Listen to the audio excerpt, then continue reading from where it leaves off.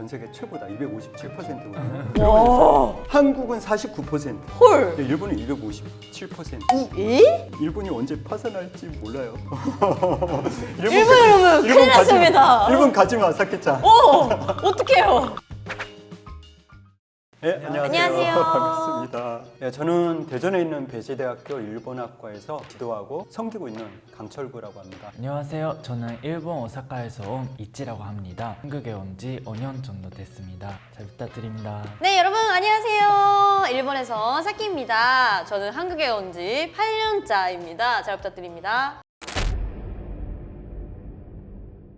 요즘 지금 가장 한국의 부동산이 폭등했다가 이제 폭락하는 과정을 거치다 보니까 야 그렇다면 이제 과연 일본은 어떤 과정이 있었는가가 약간 이제 반면교사로 삼을 수 있잖아요. 그래서 네. 이제 일본에 대한 이야기를 많이 하는데 일본이 이제 90년대에 부동산 이제 폭락을 하게 됐어요. 근데 왜 폭락을 했냐면 당연히 폭등을 했으니까 폭락을 했겠죠. 그렇죠. 그렇다면 이제 그 폭등의 이유가 무엇인가 얘기하다가 궁금한 거 있으면 물어보세요. 아, 네, 알겠습니다. 그래서 이제 왜 폭등을 했는가를 간단히 설명을 하면 일본이 패전한 이후에 미국과의 무역 거래에서 무역 수지가 항상 일본이 흑자이고 미국이 항상 이제 적자이다 보니 이것을 개선할 수 있는 방법은 미국이 물건을 잘 만들면 돼요. 근데 그게 이제 안 된 거죠. 왜냐면 일본이 워낙 꼼꼼하고 또 정확하게 만들고 하다 보니까 메이드 인 재팬의 제품이 전 세계를 휩쓸었던 거예요. 미국이 제품을 개선할 여지가 없다 보니 이것을 무역 수지의 균형을 맞추기 위해서는 어떻게 할까 하다가 그래서 나온 것이 1985년에 플라자 합의라는 것을 체결을 하게 돼요. 그래서 그 플라자 합의를 통해서 일본의 엔화를 절상을 시키고 미국의 달러를 내리면 일본에 수출을 하는 가격이 2배로 상승하고 예를 들어서 미국의 제품이 일본에 들어올 때는 이제 2분의 1 가격이 돼서 무역의 균형을 맞추겠다라고 생각을 한 거죠. 그렇게 되니까 문제는 일본이 당시만 해도 지금 이제 내수 시장으로 충분하지만 당시만 해도 이제 수출 위주의 이제 국가이다 보니까 수출하는 기업들이 어려워지게 된 거예요. 정책적으로 좀 수출할 수 있는 기회를 주기 위해서 금리를 인하를 해요. 금리를 인하를 하게 되면 사키짱 어머니가 은행에다 돈을 넣을 필요가 없죠. 그렇죠. 금리가 낮으니까. 네. 그러니까 사람들이 이제 현금을 가지고 있는데 현금을 어디를 쓰냐면은 주로 이제 그런 이제 부동산 투자를 하거나 뭐 주식 투자를 하게 되잖아요. 그러면 이제 뭐 저도 사키짱도 이치쿤도 네. 땅을 사면 땅의 가격이 당연히 상승을 하겠죠. 그렇죠. 그렇죠. 네, 그게 버블인 거예요. 와. 리액션 너무 좋아 두 분 다. 너무 신기한데요? 일본에서도 바블에 대해서도 자주 배우잖아요. 맞아, 학교에서 맞아요. 많이 배우는데 딱 지금 이렇게 요약해서 얘기를 해주시니까 네. 우리 이치쿤 완전 진짜 이해가 됐어요. 너무 고맙다. 나 학생들 이렇게 가르치고 있어요. 너무 이해가 됐는데요. 저는 아빠, 엄마랑 아빠들이 그 옛날에 그랬다 저랬다 이런 얘기를 아. 하시더라고요. 그때는 뭐 이렇게 해가지고 차 사고 막 그랬다. 그런데 이제 이게 계속 오를 수는 없잖아요. 그죠? 이게 그러니까 이제 풍선처럼 바람을 계속 불면 풍선은 커지는데 빵. 빵하고 터지잖아요. 이게 뭐 일본 토지가 한정이 되어 있으니까 네. 그런 상황에서 일본 정부가 이거 너무 버블이 심해진 거 아니야라고 하니까 이제 그때서부터 이제 규제를 하는데 가장 쉬운 정책 중에 하나가 낮아진 금리를 올리면 돼요. 그럼 이제 사람들이 대출을 안 하겠죠. 그쵸. 은행으로부터 대출을 안 하고 오히려 금리가 높아지니까 은행에 저금을 하겠죠. 그쵸. 그럼 이제 금리에 수익이 있으니까 그러니까 사람들이 이제 대출을 못 하게 되는 거예요. 대출을 못 하는데 지금 대출을 해가지고 토지를 샀는데 그거를 갚지를 못하게 되는 상황이 되잖아요. 그쵸. 근데 우리들은 괜찮은데 이게 문제가 뭐냐면 기업이에요. 기업이 이제 산 토지의 가격이 담보를 해서 은행으로부터 빌렸는데 토지의 가격이 떨어지니까 이걸 갚지를 못하잖아요. 그쵸. 그러면 이제 기업이 갚지를 못하니까 토지를 내놔야 되죠. 저만 내는 게 아니고 이제 사키창도 내놓고 그쵸, 다. 이치군도 토지를 내놓은 거야. 그러면 토지 가격이 떨어지겠죠. 그러니까 이제 그게 이제 부동산 버블의 폭락이 된 거예요. 여기에다가 지금 일본의 소비세가 10%이잖아요. 네, 맞아요. 그 시초가 언제냐면 1989년도예요. 그때 처음으로 일본이 소비세 3%를 소비자들에게 전가를 시킨 것이 오늘날 현재 10%까지 상승을 하게 됩니다. 그니까요. 2015 년도에. 너무 올라갔어요. 그러니까 많은 한국 관광객들이 일본에 가서 물건이 싸네 100엔 주고 샀는데 실제로 낼 때는 맞아요. 110엔을 내게 되잖아요. 네, 그래서 일본에서는 무조건 이게 포함한 가격도 적혀 있어요. 맞아요. 네. 그게 시점이 바로 그 부동산 버블이 상승했을 때에 금리가 상승하고 소비세도 내게 되고 일반인들서부터 기업까지 다 토지를 사다 보니까 총량 규제를 둬서 더 이상 은행으로부터 대출을 받지 못하게 하고 이게 불행은 한꺼번에 딱 온다고 이 시점에서 계속해서 이게 규제가 들어오는 거예요. 그러니까는 이제 부동산도 그렇고 주식도 그렇고 폭락을 하게 되는 거죠. 힘들어지네요. 그런데 문제는 뭐냐면 폭락하면 우리는 사실 기분 좋죠. 옛날에 10억 하던 것을 뭐 3억에 살 수 있다. 그러면은 살 수 있어서 좋을 수 있잖아요. 근데 문제는 뭐냐면 갚지 못한 기업이라든가 개인들이 이제 파산에 이르게 되는데 파산을 하다 보니까 은행이 대출해준 돈을 회수를 못 하잖아요. 네. 그러니까 은행도 힘들어지는 거예요. 그러니까 이제 은행이 힘들어지니까 일본 정부가 이 은행을 구제를 하고 싶은 거예요. 왜냐하면 일반 기업들이야 파산하면 그냥 파산했다라고 내버려두는데 은행은 이게 국가가 자금이 돌아야 돼. 그쵸. 마치 우리의 혈관처럼 은행이 이게 없으면 돌아야 어떡해요? 돼요. 네, 그래야지 경제가 도니까 일본의 정부가 공적 자금을 투입을 해요. 근데 그 돈이 어디서 나겠어요? 그게 바로 이제 국가 부채가 되는 거죠. 그래서 혹시 들어봤어요? 일본의 국가 부채가 아르헨티나를 제외하고 전 세계 최고다. 257%거든요. 와. 한국은 49%. 헐. 네, 일본은 257%. 에? 진짜요? 그러니까 일본이 언제 파산할지 몰라요. 일본은 큰일 났습니다. 일본 가지 마, 사케짱. 어떡해요? 한국에 있어야 돼. 한국에서 있어야 한국에 돼. 있어야죠. 한국에서 결혼해야겠네요, 제가. 저도 사회의 수업에서 배웠었어요. 이거 잘 배웠네요. 그때는 막 그렇게까지 심각하게는 그 선생님이 얘기를 안 하셔서 우와. 그래도 세계 최고다만 배웠어요. 겉으로 봤을 때는 일본이라는 나라가 잘 사는 것 같다라는 생각을 저도 했었는데 그런 뭔가 비밀이 있었던 건지 저도 몰랐어요. 그래서 우리가 일반적으로 뭐 잃어버린 10년, 잃어버린 30년 이런 얘기 들었잖아요. 그렇죠. 그게 네. 그 시점서부터 지금까지 그 얘기였구나. 이어져 왔기 이어- 때문에 일본어로 잃어버린 10년이 우시나와랬다. 우시나와랬다. 산주네. 이준에 산주네. 이렇게 얘기를 하죠. 그게 바로 이제 그 시점서부터 이야, 시작입니다. 이거 큰일 났는데요? 출발점이 그렇습니다. 저는 근데 사실 옛날에 그 바블 때문에 일본 자체가 되게 힘들어 했었잖아요, 나라가. 그러고 나서 지금은 우시나와레타 30년, 40년째, 40년째로 지금도 상황이 조금씩 나아지고 있긴 한데 아직 회복되지 않았기 때문에 지금 우리가 일을 하거나 나라로서 조금 잘 돌아가기 위해서 또 열심히 해야 된다라는 얘기는 저도 사회 수업 때 배웠습니다. 와, 교육을 잘 배우셨네요. 근데 이거를 이제 끝내야 되는데 아마 예상대로는 우시나와레타 40년, 40년까지 가지 않을까라는 게 아마 국가에서도 생각하고 있는 것 같아서 그렇게 저도 교육을 받았습니다. 근데 요즘 이게 되게 심각하다고 네, 네. 일본에서는 네, 생각보다 심각하고 점점 빈집이 되게 많아졌다. 저도 할머니의 어머님이 아예 저희까지는 살진 않으니까 그 땅만 남아있고 근데 이 집을 뭔가 처리를 해야 되는데 처리하는데도 또 돈이 들어가잖아요. 그래서 그 집만 그대로 있는 그런 집이 있어요, 저희 집에서도. 그리고 일본의 안에서도 도쿄나 오사카 같은 지역이나 도쿄 근처에 있는 치바 이런 지역에 살게 되는 니격가라는 게 좀 심각해지고 있기 때문에 아무래도 지방에 있는 집에서는 조금 빈집이가 엄청 많고 네, 그런 얘기를 많이 들었습니다. 네, 이제 해마다 이제 증가를 하고 있죠. 대도시 위주로 생활을 하려고 하다 보니까 지방에 있는 집들이 그래도 빈집이 되고 그런 것들로 인해서 이제 최근에 이제 일본에서도 지방 소멸 이런 단어까지 이제 나오게 되는 거죠. 그 일본 그 부동산을 살펴보면 우리나라나 일본이나 그 국토는 좁고 산지가 한 70% 차지하다 보니까 평지가 별로 없잖아요. 그러니까 일본이나 한국이나 대도시로 집중될 수밖에 없는 상황인데 그러니까 이제 부동산의 폭등과 폭락이 인구와도 상당히 밀접한 관련이 있는 것 같아요. 그래서 일본 같은 경우에는 인구가 1억에 도달한 게 1967년이에요. 그러다 2010년에 정점을 올라요. 1억 2,800만 명까지 갔다가 지금 현재는 이제 1억 2,600만 명 밑으로 내려갔잖아요. 최근에 한 10여 년 사이에 200만 명이 빠진 거예요. 이게 이제 계속해서 내려가겠죠. 맞아요. 그래서 이제 뭐 일본의 저출산율이 1.3 정도, 우리나라 0.7 정도에서 우리나라가 일본을 이겼어요. 저출산율에서는. 와우, 이기셨군요. 우리 일본 이겨야 돼. 되는 가위바위보도 우리 일본 이겨야 돼요. 그니까요. 거기까지 이겼네요.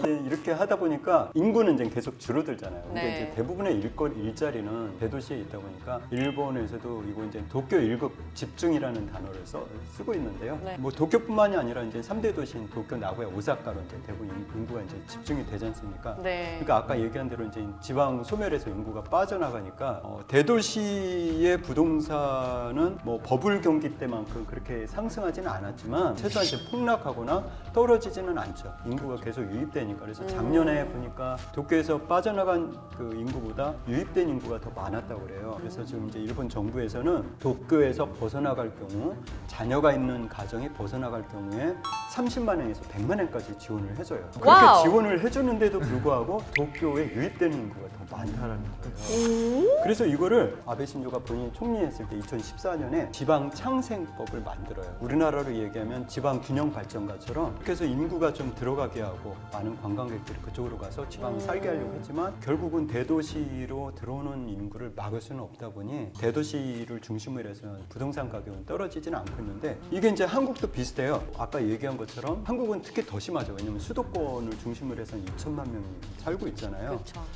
그렇게 하다 보니까는 이 우리나라에서도 이러다가 일본처럼 지방이 소멸되는 거 아니야라고 해서 지방 균형 발전원을 통해서 지방으로 이제 공공기관을 이전을 하게 되죠. 그럼 이제 한전을 뭐 저기 전라도에다 갖다 놓는다라든가 해서 혁신도시를 만들고 뭐 이렇게 만들잖아요. 그럼에도 불구하고 여전히 수도권으로 인구가 모인다라는 것은 일본하고 비슷해요. 그래서 어떻게 보면 일본의 그 도쿄 일국 집중을 우리나라에 그때 얘기하면 서울 일국 집중이 되지 않을까라는 생각이 드는 거예요. 올해 그러니까 지난달에 3월 달에 그 우리나라에서 전 세계 가장 큰 반도체 클러스터를 용인에다 만들기로 했어요. 그러니까 제 생각에는 우리 대전 인구 150만밖에 안 돼요. 대전 금방 토지 가격도 싸고 근데 300조 원을 들여서 이거를 용인 클러스터를 만들어서 그럼 이제 우리 생각에는 저처럼 지방에 있는 사람은 지방에다 만들면 좋겠는데라고 생각을 하지만 문제는 뭐냐면 인재들이 수원 밑으로 내려오질 않는다라는 거예요.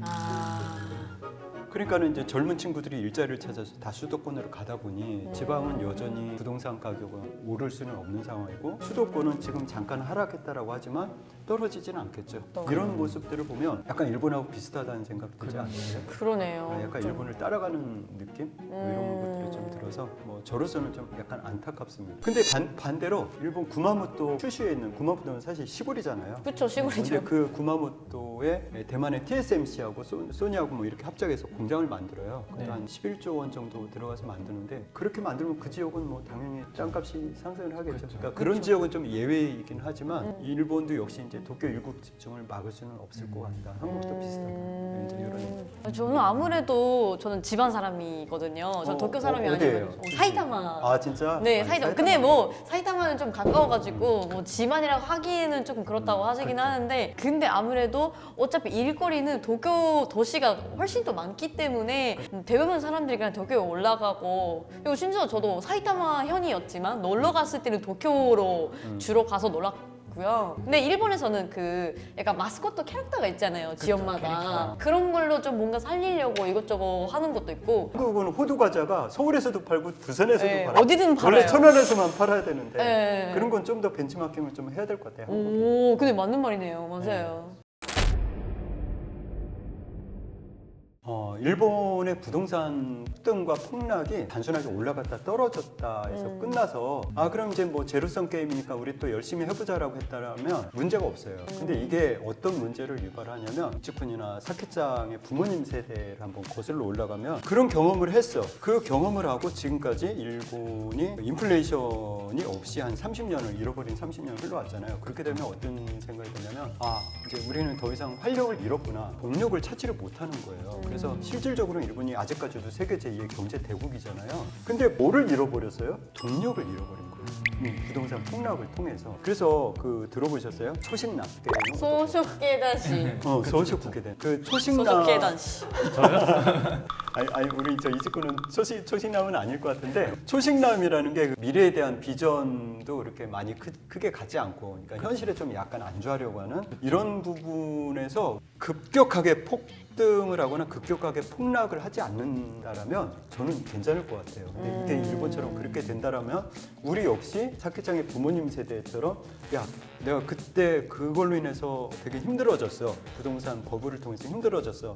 나는 그걸 회복하지 못하고 있어. 왜냐면 아직까지도 그때의 부동산 폭등했을 때 가격을 아직까지도 회복을 못했거든요. 부동산뿐만이 아니라 주식도 그렇고 한 세대잖아요. 30년이면 원 제너레이션이에요. 그러니까 그 한 세대가 지나도록 이게 지속이 되는 것이 오늘날 일본의 경제 활력이 좀 떨어진 것이 아닌가. 그러니까 우리가 지금 현재의 한국에 약간의 지금 이제 폭락을 거치고 있는데 일본의 사례를 통해서 좀 반면교사를 삼으면 잘 극복해 나간다면 사실 이제 한국인의 DNA는 약간 좀 일본과 다르게 일본보단 저는 제 생각에 좀 도전의식이 강하다라고 보거든요. 일본은 좀 약간 이렇게 그러니까 받아들이려고 하잖아요. 자연재해도 네. 많고 그런 부분에서 한국은 좀 잘 일본을 반면교사 삼아서 잘 극복해 나가면 어떨까라는 생각이 듭니다. 일본 사람의 성격 자체가 조금 현실적이고 보수적인 성격이다 보니까 그런 세대의 부모님을 보면서 저희는 뭔가 또 그런 실수를 하지 않으려면 현실을 유지해야 된다 이런 생각을 또 많이 하다 보니까 도전 정신이 조금 약해졌을 수도 있겠다라는 부분이 좀 공감이 되는 것 같아요.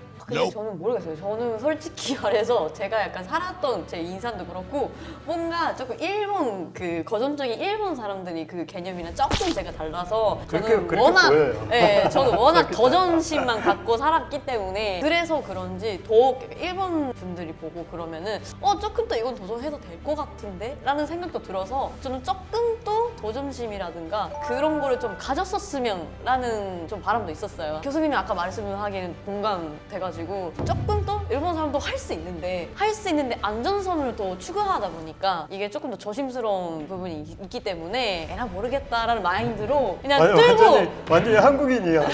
틀고 나왔으면 좋겠다라는 마음은 좀 있습니다. 뉴스로 본 적이 있는데 독일이랑 일본의 비교 대상으로 했었던 뉴스였는데 독일 같은 경우에는 막 일본처럼 조금 안 되는 상황이 있더라도 그래도 끝까지 연구를 해보고 끝내보자 이런 성향이 있더라고요. 일본 사람 같은 경우에는 그런 일이 있었을 때 약간 다 같이 얘기를 하면 일본에서는 예스망이 많다 보니까 그러면 조금 더 안 될 것 같으니까 보수적으로 하자 이걸로 모든 회의를 하다가 그런 결론이 내리는 경우가 많다라는 걸 봤어요. 교수님이랑 사키짱 얘기를 하시는 것처럼 좀 도전 정신을 더 많이 가지면 선전이 되지 않을까라는 생각을 했습니다.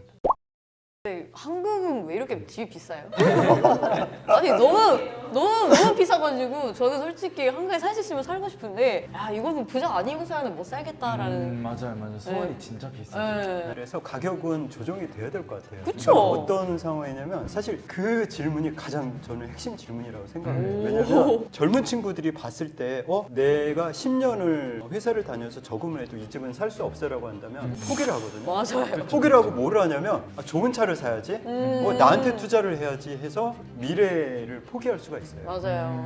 이게 단순하게 집값이 비싸다라는 것으로 끝나는 게 아니라 네. 사회 현상으로 바뀌어질 수가 있거든요. 그러면 이 사회가 건전한 사회가 될 수가 없잖아요. 그래서 N포 시대라는 이야기가 나오는 거예요. 결혼 포기하죠, 돈 버는 거 포기하죠, 애 낳는 거 포기하죠. 이렇게 되면 그러니까. 어떻게 되냐면 우리나라 저출산하고도 관련이 되는 거고 그렇게 되면 경제활동 인구도 줄어들게 되고요. 네. 생산 가능 인구도 줄어들게 되고 아이고. 그러면 일본처럼 디플레이션의 경기 침체가 지속되는 거예요. 그럼 이게 다 원인이 뭐냐라고 하면 결국은 일본처럼 부동산 버블이 30년을 계속 끌고 간 것처럼 우리도 그럴 가능성이 있다는 거예요. 근데 이거 진짜 현실적으로 그래요. 저 네. 그러니까 일본 사람이 좀 일찍 결혼하잖아요. 한국보다는. 저는 결혼하고 싶은데 주변 사람들이 결혼 안 하고 싶대요. 왜요? 그랬더니 아니 돈이 없으니까. 이게 돈이 문제라고. 무슨 사랑으로 이기면 되지 않은데 이거는 좀 말이 안 된다고. 맞아. 그거는 진짜 현실을 모르는 얘기. 그쵸. 사랑은 10분이면 끝나. 교수님! 그다음 현실이야. 그럼 끝나요? 제가 저번에 알아봤을 때 이제 알아봤구나.